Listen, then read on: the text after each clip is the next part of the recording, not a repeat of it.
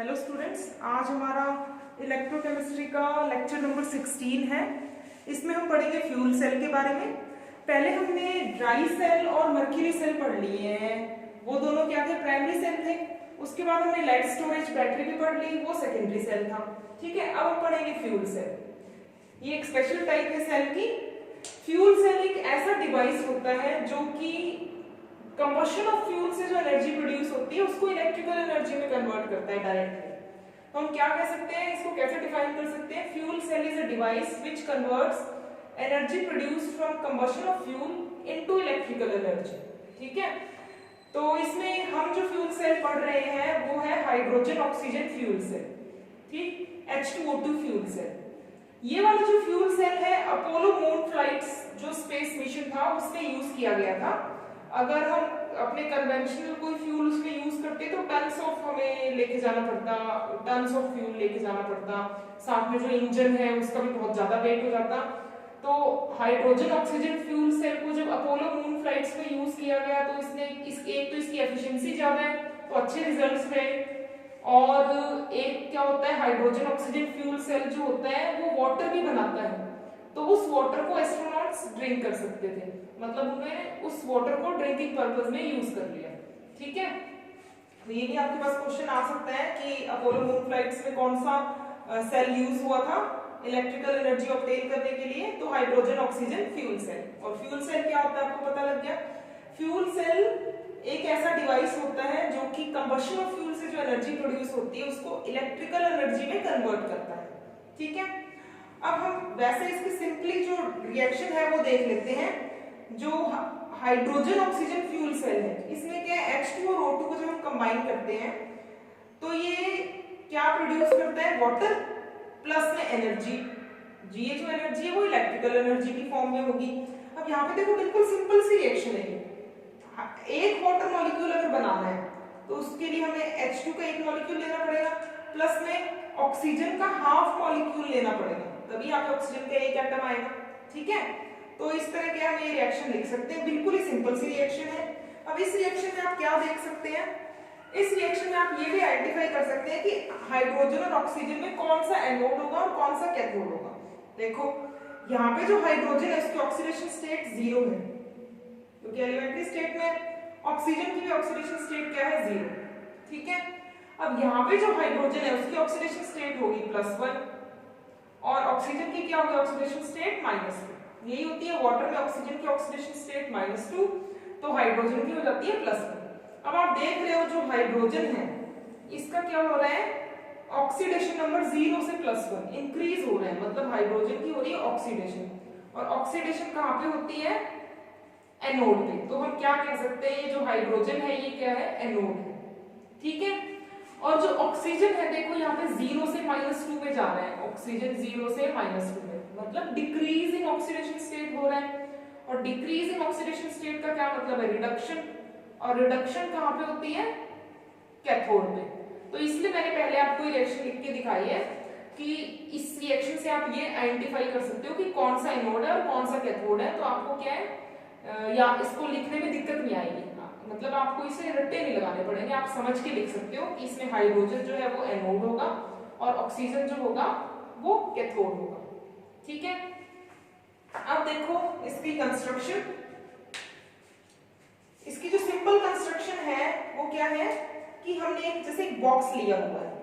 वैसे तो इसकी कंस्ट्रक्शन काफी कॉम्प्लिकेटेड होती है, लेकिन हमें जो पढ़नी है सिंपल, जिससे हम एक फ्यूल सेल का आइडिया ले सकते हैं कि फ्यूल सेल कैसे वर्क करता है। उसमें आप देखोगे कि एक बॉक्स है, इधर से एक ओपनिंग है, इस बॉक्स के ऊपर से एक ओपनिंग है और इस साइड से भी एक ओपनिंग है।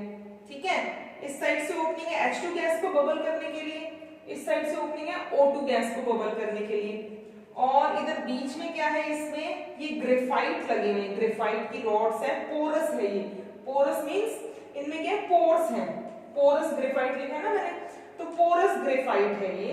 पोरस ग्रेफाइट का मतलब है कि इसके अंदर छोटे छोटे पोर्स हैं जिसमें से गैस जो है डिफ्यूज कर सकती है अंदर। ठीक है, तो ये दोनों ग्रेफाइट की पोरस रॉड्स हो जाएंगी। ऊपर एक आउटलेट है, इसमें जो वाटर जनरेट होगा, देखो वाटर जनरेट होगा फ्यूल सेल में, उसको बाहर निकालने के लिए यहाँ पे क्या है, एक आउटलेट है, हम इस वाटर को यूज कर सकते हैं। तो कंस्ट्रक्शन बिल्कुल सिंपल है, आपको समझ आ गई। एक बॉक्स है, इसके अंदर 2 ग्रेफाइट की रॉड्स लगी हुई है, ये पोरस है, मतलब इसके अंदर पोर्स हैं, ठीक है। और यहाँ पे एक जो है इनलेट है ऑक्सीजन गैस को बबल करने के लिए, जो कि कैथोड का काम करेगी ऑक्सीजन, ऊपर बताया मैंने आपको।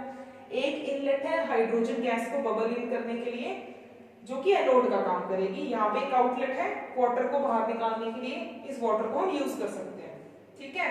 और ये जो ग्रेफाइट रॉड जो है, जो कि पोरस है, इसके अंदर क्या कैटलिस्ट भी होता है, जैसे प्लैटिनम या सिल्वर या पैलेडियम, कोई सुटेबल कैटलिस्ट भी यहाँ पे होता है। तो इनके अंदर पोरस ग्रेफाइट के अंदर कैटलिस्ट भी इनकॉर्पोरेटेड है इसके अंदर, ठीक है। और यहाँ पे बीच में हमने NaOH का सॉल्यूशन लिया हुआ है। कोई बेसिक सॉल्यूशन हम ले सकते हैं, KOH का सॉल्यूशन भी ले सकते हैं। कंसंट्रेटेड सॉल्यूशन है सोडियम हाइड्रोक्साइड का, इसकी जगह हम पोटेशियम हाइड्रोक्साइड का भी सॉल्यूशन ले सकते हैं, ठीक है। तो ये फ्यूल सेल की कंस्ट्रक्शन होगी। अब आपको ये पता ही है कि हाइड्रोजन एनोड है और ऑक्सीजन कैथोड है, तो एनोड और कैथोड पे रिएक्शन देख लेते हैं।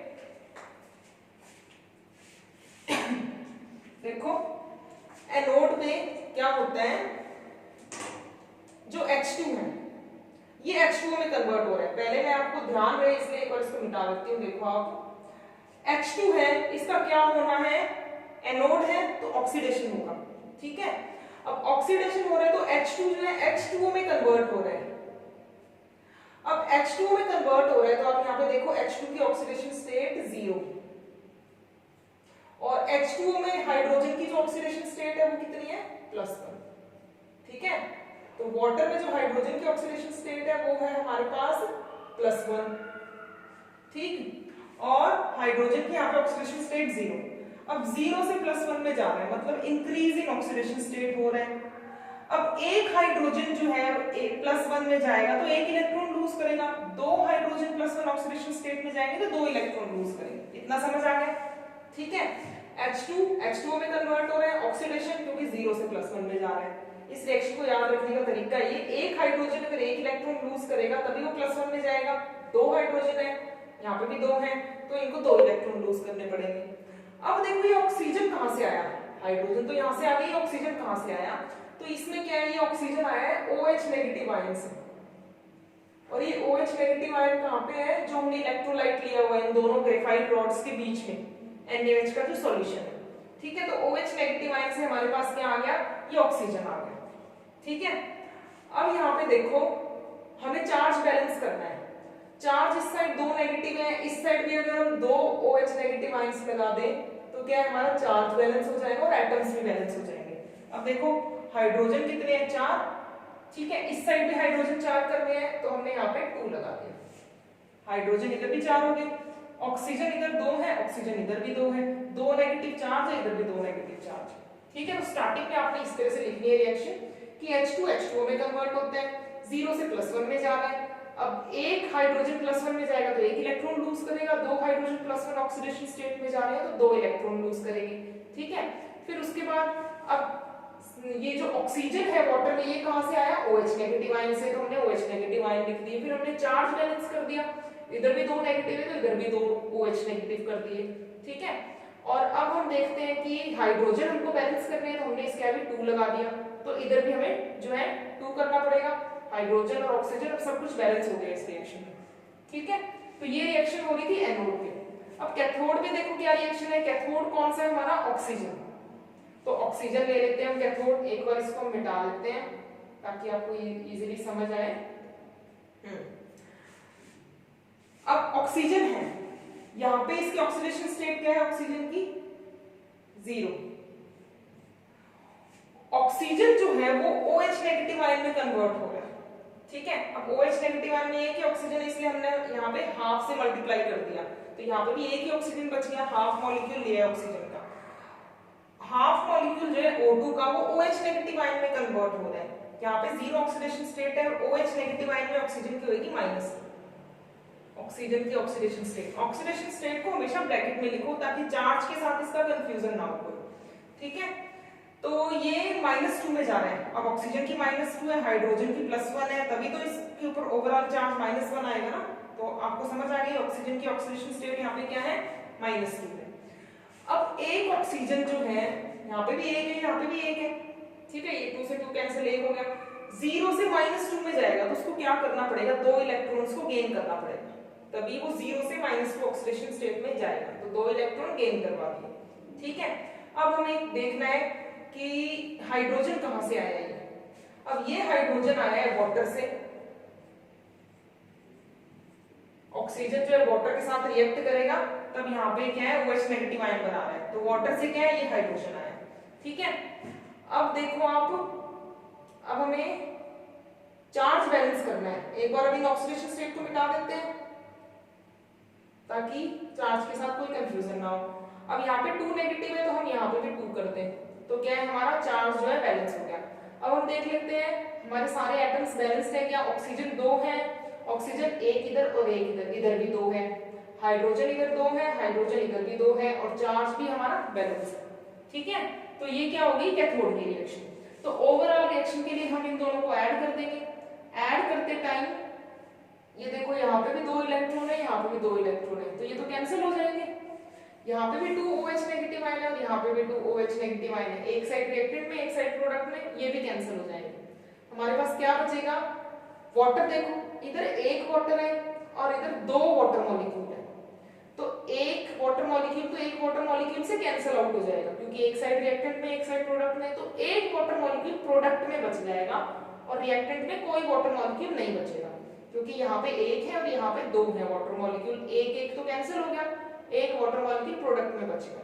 तो अब हमारे पास रिएक्टेंट में क्या बचा है, H2 एंड हाफ O2, और इससे हमें क्या मिल रहा है, ये वाला H2 तो नहीं बचा होगा, एक H2O बचा होगा, बाकी सब कैंसिल आउट हो गया, ठीक है। तो यही रिएक्शन थी देखो जो हम स्टार्टिंग में लेके चल रहे थे। तो ओवरऑल रिएक्शन इसकी ये आती है, इसमें वाटर प्रोड्यूस होता है, प्लस में क्योंकि देखो एनोड से कैथोड पे इलेक्ट्रॉन ट्रेवल कर रहे हैं, मतलब मूवमेंट ऑफ इलेक्ट्रॉन हो रहा है, और किसी भी चार्ज के मूवमेंट को ही हम क्या बोलते हैं, इलेक्ट्रिसिटी।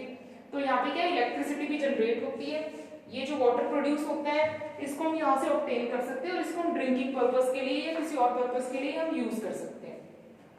अब फ्यूल सेल का क्या फायदा है, ये जो फ्यूल सेल है एक तो इसकी एफिशिएंसी बहुत ज्यादा होती है, थियोरेटिकली तो नियर अबाउट 100% है इसकी एफिशिएंसी, बट प्रैक्टिकली कुछ लिमिटेशंस है हमारी, तो जिसकी वजह से प्रैक्टिकली 100% तो नहीं लेकिन 60 to 70% इसकी एफिशिएंसी आ जाती है, जो कि काफी ज्यादा है, ठीक है। तो थर्मल पावर प्लांट्स में एफिशिएंसी इससे काफी कम रहती है, तो फ्यूल सेल की एफिशिएंसी काफी ज्यादा है। और दूसरा ये क्या है, कोई पॉल्यूशन नहीं करता, तो इसमें कोई हार्मफुल सब्सटेंसेस नहीं बन रहे, वाटर बन रहा है, तो ये पॉल्यूशन भी नहीं कॉज करता। तो ये क्या है, एक बहुत ही अच्छा सेल है इलेक्ट्रिसिटी की जनरेशन के लिए।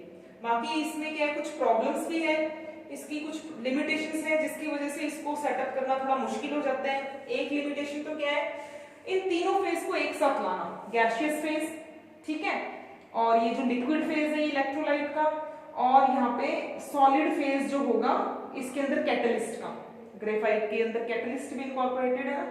तो in gaseous, liquid and solid phase, इन तीनों को एक साथ कांटेक्ट में लाना ये मुश्किल हो जाता है। बाकी इसमें जो कैटलिस्ट यूज होते हैं यहाँ पे प्लेटिनम या फिर सिल्वर वगैरह, वो कैटलिस्ट भी क्या है काफी कॉस्टली है, तो इसको सेटअप करना काफी जो है कॉस्टली पड़ता है, ठीक है। और क्या हाइड्रोजन की हैंडलिंग भी क्या है मुश्किल है, तो ये इसकी कुछ लिमिटेशंस है जिसकी वजह से इसको यूज करना थोड़ा मुश्किल हो जाता है। बाकी इसकी एफिशिएंसी बहुत हाई है अगर हम इसको किसी तरह से सेटअप कर पाए तो, और इसको कोई पॉल्यूशन की प्रॉब्लम ये कॉज नहीं करता। तो ये था फ्यूल सेल, आई होप आपको समझ आ गया होगा। और इसी के साथ हमारे जो कमर्शियल सेल्स एंड बैटरीज वाला टॉपिक खत्म हो गया। इसमें हमने ड्राई सेल और मर्करी सेल भी पढ़ लिए जो कि हमारे प्राइमरी सेल्स थे। सेकेंडरी सेल में हमने लेड स्टोरेज बैटरी पढ़ ली, और फिर फ्यूल सेल में H2O2 फ्यूल सेल पढ़ लिया।